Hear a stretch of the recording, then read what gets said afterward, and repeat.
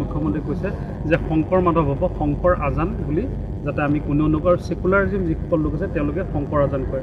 মহাপুৰুষ শ্ৰীমন্ত শংকৰদেৱে চান খাইক শিষ্যত্ব দিছিলে, চান খা।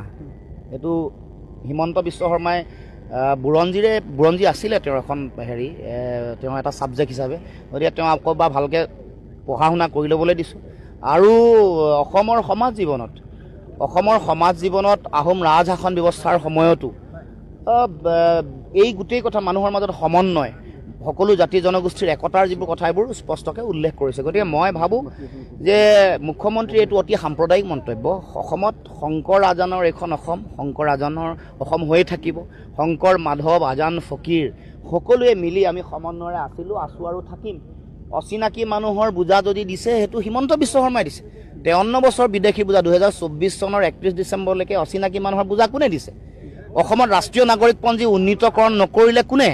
বিজেপি দলটোৱে। অসম চুক্তিৰ 6 নম্বৰ দফা কিয় কাৰ্যকৰী কৰা নাই? কোনে নাই কৰা? হিমন্ত বিশ্ব শৰ্মাই নাই কৰা। গতিকে অবৈধ বিদেশীৰ বোজা জাপি দিয়া, বিদেশীৰ নাম চিনাক্তকৰণ কৰি বিতৰণ নকৰা কামটো কোনে? হিমন্ত বিশ্ব শৰ্মাই কৰিছে। 6 নম্বৰ দফা দিব লাগিছিলে, ৰাষ্ট্ৰীয় নাগৰিকপঞ্জী উন্নীতকৰণ কৰিব লাগিছিলে।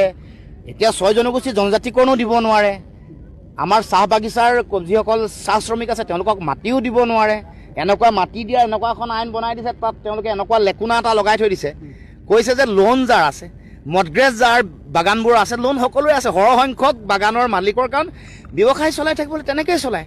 সকলো বাগানৰ মালিকৰে সৰহভাগৰে 80%তকৈ বেছি মানুহৰ লোন আছে বা মডগ্ৰেজ আছে। গতিকে তেওঁলোকে মাটি দিব নোৱাৰিব, 80% তেনেকৈ গ'ল।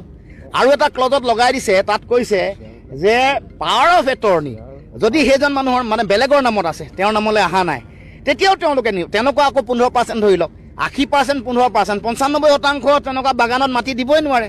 আৰু 5% মাটিৰ যিসকল মালিক আছে, যিসকলৰ নামত আছে নিজৰ, তেওঁলোকে কেছ দিবলৈ তেওঁ উদ্বুদ্ধ কৰিব, কাৰণ তাৰ মাজত তেওঁ আছে, তেওঁৰ পৰিবাৰো আছে, পত্নীও আছে।